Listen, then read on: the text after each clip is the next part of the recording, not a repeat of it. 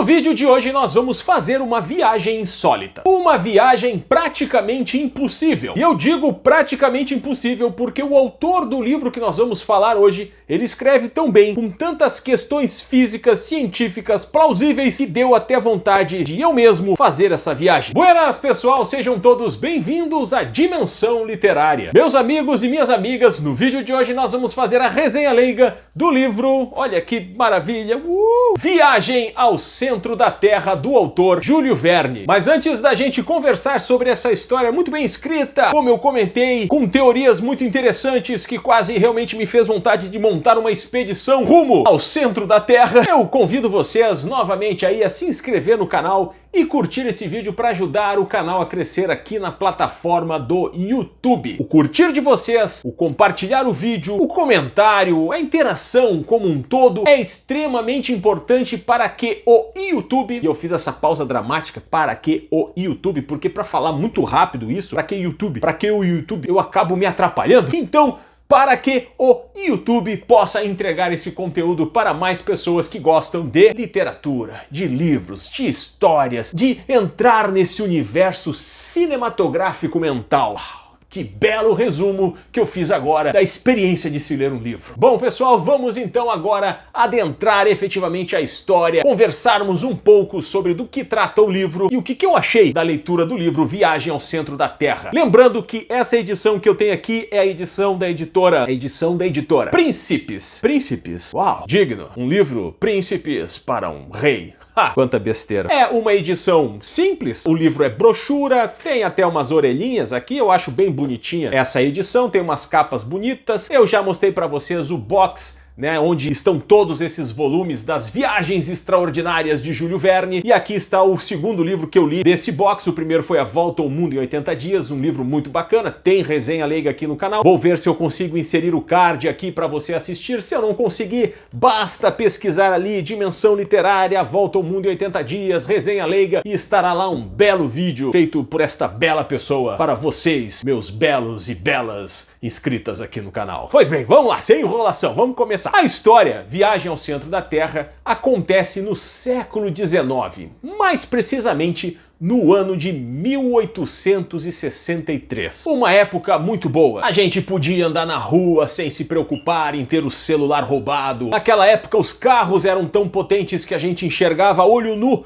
os cavalos de potência do veículo. Era uma época em que a TV a cabo trazia realmente programas muito interessantes. Uma época maravilhosa, eu adorava, um espetáculo. E é nessa época, nesse ano, na cidade de Hamburgo, na Alemanha, em que a gente começa a conhecer alguns personagens. Na verdade, tudo se inicia na casa do professor Otto Lidenbrock. E eu acho que eu falei o nome dele errado, peraí só um pouquinho. Otto Lidenbrock. Ele é um professor de mineralogia, é aquele professor assim um pouco excêntrico, sabe? Aquele professor meio maluco. Aliás, existe uma linha muito tênue que separa a coragem da burrice e que separa a excentricidade da loucura. Temos que tomar cuidado. E esse professor está bem nesse patamar aí, bem nessa linha divisória, digamos assim. E o professor Otto tem um sobrinho que mora com ele, que é o Axel. Não é o Axel Foley lá do Um Tira da Pesada, é o Axel. O fato é que um belo dia o professor chega em casa e esse professor traz consigo um livro muito antigo. Um livro muito antigo que ele tá maravilhado, tem coisas escritas maravilhosas. Um livro que, se eu não me engano, é do autor Arne Saknussemm, alguma coisa nesse sentido, que é um sábio do século XVI, que o professor Otto gosta bastante, e de repente sai de dentro do livro um papelzinho dobrado. E nesse papelzinho dobrado tem um criptograma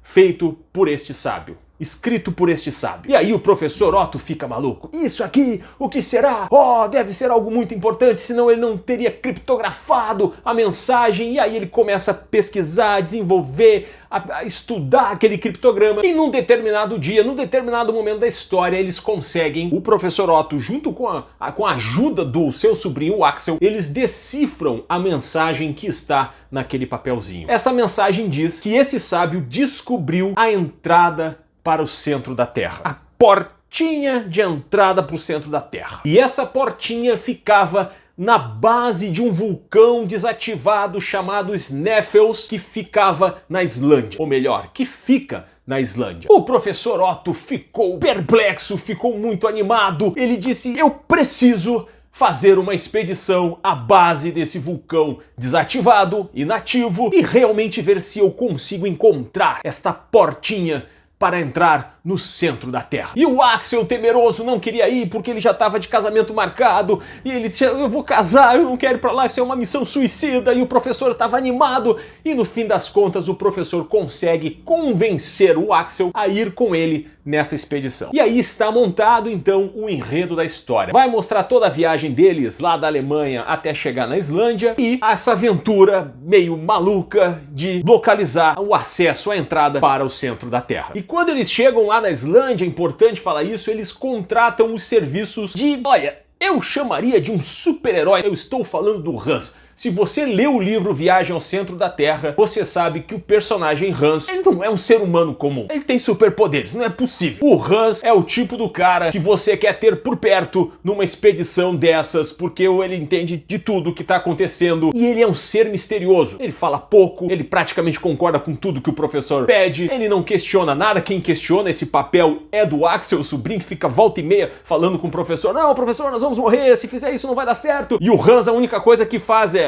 vamos lá, tô dentro. Alguma coisa nesse sentido, claro que não com essas palavras, mas é impressionante este personagem. Ele é praticamente um personagem, assim, impossível de existir. Pelo menos foi a minha conclusão. O professor Otto, eu acho que eu até conheço alguns meio malucos, assim, que nem o professor Otto. O Axel, eu conheço personagens assim. A esposa, a prometida do Axel, que aparece muito pouco na história, aliás, eu quero falar um pouco sobre isso, guarda aí essa informação. Esses três personagens a gente até conhece, alguns outros que aparecem aqui no livro a gente diz, não, isso aqui eu já topei com uma pessoa assim na minha vida. Mas o Hans, impressionante, o Hans não tem como. Que ser estranhamente bom, estranhamente importante, estranhamente não real. Mas eu também não posso falar por todas as culturas do mundo. Esse Hans era um islandês, eu não sei como é que são as pessoas lá na Islândia, de repente essa forma de ser do Hans lá na Islândia é um pouco mais comum. Mas enfim, quem lê o livro vai entender, o personagem Hans é um personagem realmente admirável. E a informação que eu queria falar pra vocês, pessoal, é que esse livro, uma das vantagens dele é que ele tem poucos personagens. Lembra que recentemente eu fiz um short aqui no canal falando sobre esses livros que trazem um monte de personagens, daqui a pouco a gente lê um nome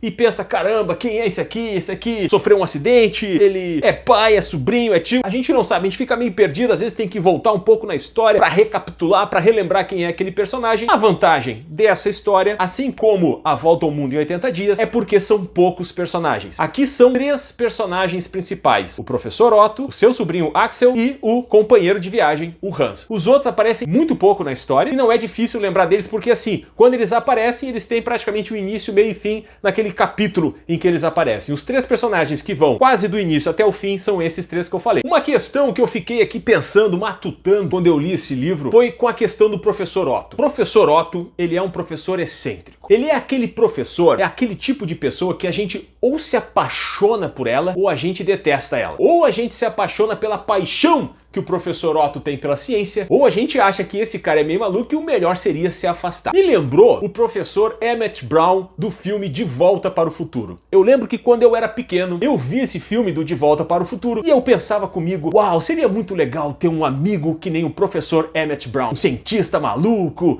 fazer experimentos loucos e a gente viver grandes aventuras, ia ser muito legal. Um pouco mais tarde, quando eu já estava na minha fase adulta, eu fui rever o filme. Aliás, é um filme que eu adoro, eu gosto muito. De vez em quando eu assisto esse filme novamente, inclusive está na minha programação aí para assistir com os meus filhos de novo, porque eu acho que a gente já assistiu uma vez. Mas quando eu fiquei um pouco mais adulto, eu comecei a analisar as coisas um pouco mais racionalmente. E aí eu fiquei pensando, caramba, o Dr. Emmett Brown roubou plutônio para fazer experimentos científicos envolvendo plutônio, eletricidade, no estacionamento de um shopping. Que cara irresponsável! Caramba, eu não quero mais ser amigo dele, não. Se desse alguma coisa errada lá, sei lá, ele podia explodir a cidade. Eu comecei a rever essa minha vontade de ter amigos cientistas meio malucos, meio excêntricos. Cheguei à conclusão que eu acho que eu não quero ter mais amigo assim, não. Mas o professor Otto, ele me lembra muito o Emmett Brown. Não cheguei a usar as referências físicas do personagem Emmett Brown no professor Otto, até porque tem uma pequena descrição de como é que seria o professor Otto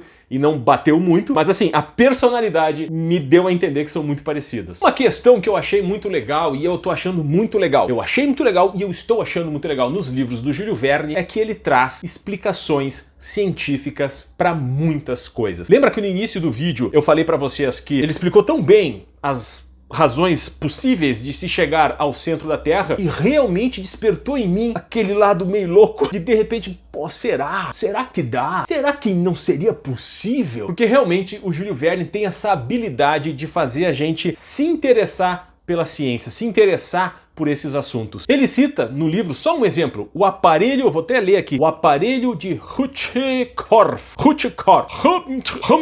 Quando ele citou esse aparelho, apareceu, ele botou embaixo uma explicação do que era o aparelho. Eu pensei, caramba, esse aparelho existe mesmo? A explicação tá muito boa também. É uma notinha de rodapé, assim, que ele explica como é que funciona o aparelho. E eu fui pesquisar na internet e esse aparelho existe. E é um aparelho super interessante, porque ele gera energia elétrica sem usar eletricidade, pelo que eu entendi. Um produto sensacional, criado lá no tempo do EPA, extremamente importante para esse tipo de expedição. Inclusive, eu já encomendei o meu na Amazon agora, porque tá na Black Friday. Já encomendei o meu a hora que chegar pra minha expedição, que eu vou pra Islândia, né? Porque eu vou tentar também achar o centro da Terra. Deve estar chegando essa semana aí. Mas só para concluir essa parte, pessoal, as explicações científicas que o Júlio Verne traz, essas explicações da física, da química, da reação de componentes e de aparelhos, de situações que ele traz aqui, essas explicações são muito legais. E para concluir, finalizando o vídeo, pessoal, a história, assim, apesar de todos esses pontos positivos, de trazer explicações científicas, de ter personagens extremamente carismáticos, a gente se envolve com a história, a leitura é fluida, a história é muito bem construída. Apesar de todos esses pontos positivos, eu achei que a história é fantástica demais. Eu sei o que você vai dizer, eu sei o que você tá pensando. Caramba, Eduardo, eles foram visitar o centro da Terra. Não tem como não ser uma história fantástica. Eu sei, pessoal, eu sei. É uma história fantástica mesmo, mas tem alguns, sabe aquelas coisas assim muito absurdas, mesmo com explicações científicas, o troço é muito absurdo. Como, por exemplo, a fuga deles, quando eles conseguiram sair do lugar onde eles estavam, que era o centro da Terra. Não sei se eu devia dizer isso, mas provavelmente você já sabe que eles chegaram no centro da Terra, mas você não sabe o que eles viram lá. Viram coisas muito interessantes que eu não vou contar. Mas a fuga deles desse lugar, caramba, cara, é impossível. Não, desculpa, não tem explicação científica que me faça acreditar que seria possível em alguma realidade isso acontecer. Tudo bem, é uma história de ficção, Eduardo, isso não vai acontecer, não seria possível, mas a volta ao mundo em 80 dias, toda a história eu achei possível. Não teve nada ali muito impossível, não. Aqui não. Aqui nessa segunda história que eu li do Júlio Verne, eu já vejo algumas cenas ali, algumas situações que não tem como, não dá, não tem. É um extraordinário demais, é fantástico demais, eu diria. Mas assim, concluindo, né, pessoal, nada do que eu apontei aqui de negativo, de ruim, que eu achei, não é que eu achei negativo, ruim, são particularidades aqui que eu acho interessante compartilhar com vocês, nada disso faz essa história ser menos legal. Nada disso faz essa história ser menos atrativa, ser menos gostosa de se ler. Apesar de eu ter preferido, comparando as duas obras, A Volta ao Mundo em 80 Dias e Viagem ao Centro da Terra, eu ter preferido um pouco mais A Volta ao Mundo em 80 Dias, esta é também uma ótima leitura, um bom livro para você ler. E era isso, pessoal, essa foi a resenha leiga do livro Viagem ao Centro da Terra, do autor Júlio Verne. Eu espero que vocês tenham gostado, muito obrigado pela presença de todos vocês, que Deus os abençoe e até o próximo vídeo.